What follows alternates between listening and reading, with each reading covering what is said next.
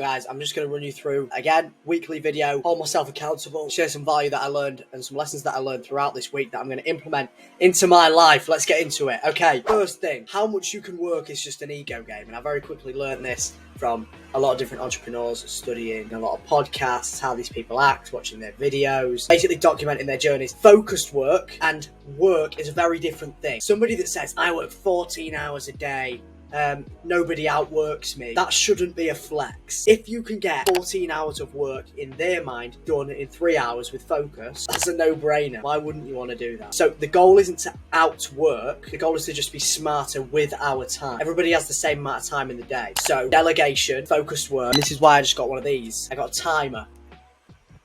So what I do is I just twist this and I can set times, okay? So when I'm doing focused work, instead of last time, what I used to do was just multitask, and then I'd get everything done after like 14 hours. I'd work all day and I'd think I was working, but I was checking Slack, I was checking WhatsApp, I was checking Facebook, I was taking sales calls. I had no specific deep work time.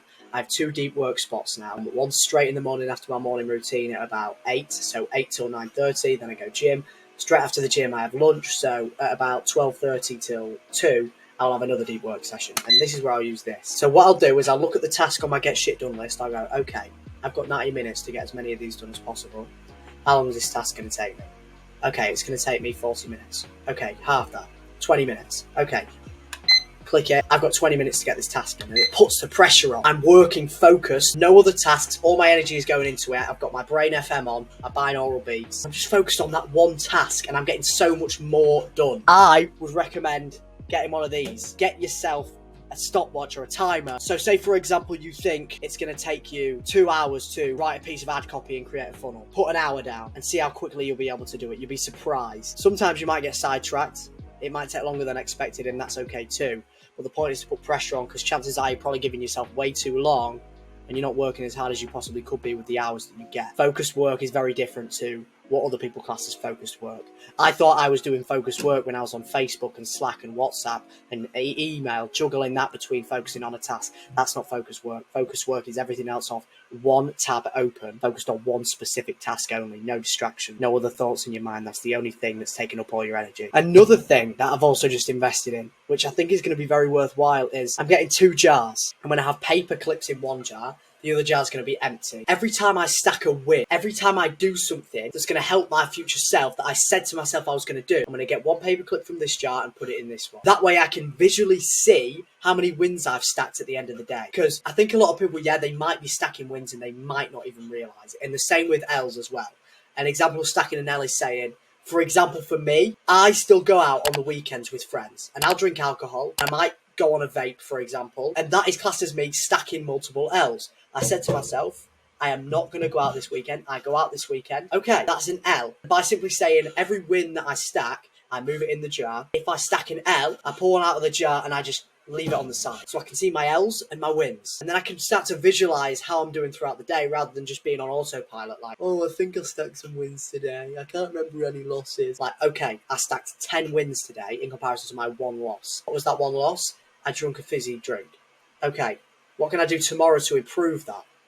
How can I prevent this from happening so there's going to be no L's stacked on my desk? There's going to be no pins outside of these jars. So that's something that I'm putting in place, which I think is really going to help me gain mental clarity on what bad things I'm doing, what good things I'm doing. And another thing that I learned this week, which really opened my eyes, was how Alex Hormozi kind of frames things in a different way. Instead of saying to yourself, the goal is to close a deal, close a client, maybe the goal is get 5 no's, get the prospect to gasp at the price. You label the thing that people are scared of, that people mentally masturbate over getting. So the reason somebody might not want to take sales calls is because they're scared of getting rejected.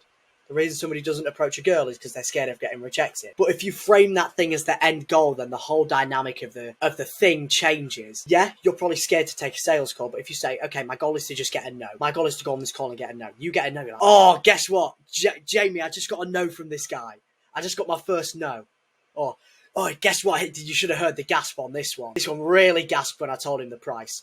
So you put that negative thing in a positive light and it changes the dynamic completely. So that's something that I'm also putting in place. It's on my board right now. The goal is to get the no. I'm going into these sales calls with the frame of mind like, I don't care what you say. My goal is to help you make a decision. If you say no, my job is done. You made a decision. You have more clarity than you did before you came on this call. Therefore, you got value from me and I was somewhat useful. Then there's no hard feelings after the call. I don't feel like, oh, I could have closed them. I got what I wanted. I got the no. That pulls me one step closer towards a yes. Reverts back to everything. Reverts back to this one thing that Max Pearson told me about 2 months ago. If you knew you was 1,000 no's away from your first million or 1,000 failures, you would celebrate every time you ticked one off your list. Change the dynamic of your failures into something that is good, something that should be put in a positive light because it puts you one step closer to where you want to be. If you lose a client, if you get a charge back, if you end up doing something really bad for a client and then you're in the shit with them, that's a good thing because it puts you one step closer to not doing that thing and getting closer towards where you want to go. Okay, the next thing that I want to go over, and I know I'm just kind of ranting on, but I learn a lot of lessons on a weekly basis. I read a lot, I journal a lot, I gain a lot of clarity throughout the week. So pouring it out on here and being able to rewatch these things is really going to help me just drill these lessons into my mind, and hopefully other people get value from it too. That's the goal. Another thing, and the final thing that I want to go over is, if you're not happy in the now, you're not going to be happy when you achieve the desired result that you're trying to get to. I've been in this situation, trust me. You really think, oh, if I can just get to 10k a month, and I really want to drive this point home, your life, your thoughts, your contentment will not change. Nothing will change in your head because you will just want the next milestone. Remember, it's survival of the fittest, not survival of the happiest. We are not trained to be happy. We are trained to survive. You think, before we evolved into what we are now, we had to actually hunt for food in the wild. If we was content with where we was, if we wasn't improving and evolving, you will die. If you aren't going out and chasing, if you aren't going out and killing for food, if you aren't finding shelter, if you aren't finding warmth, you will die. That is why the brain is wired to think, I need the next thing, I need the next thing, I need the next thing. It's a never-ending cycle for happiness and contentment that never ends. And some people never even realise that.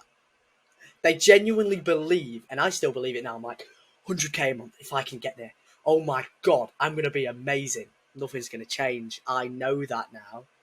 It's quite crazy because things don't change. Like, yes, your financial situation might change. Yes, you might be able to look after your family. You might have more financial security. But with more money comes bigger problems, more stress to handle, more problems to deal with. And you'll just want the next big thing anyway, so what's the point? You speak to billionaires, they understand that there's levels to the game and there's people above those billionaires. So that's the final point I wanted to drive home. You've got to be happy now. Happy isn't something you learn, it's something that you decide to be. Sometimes you've just got to look back and realise how lucky you are. Because when you've got something in abundance, like if you've got a great family, you basically get pampered and you have your life set, but you were born into that. You don't really know any different, therefore you're not really grateful for it, right? I noticed that.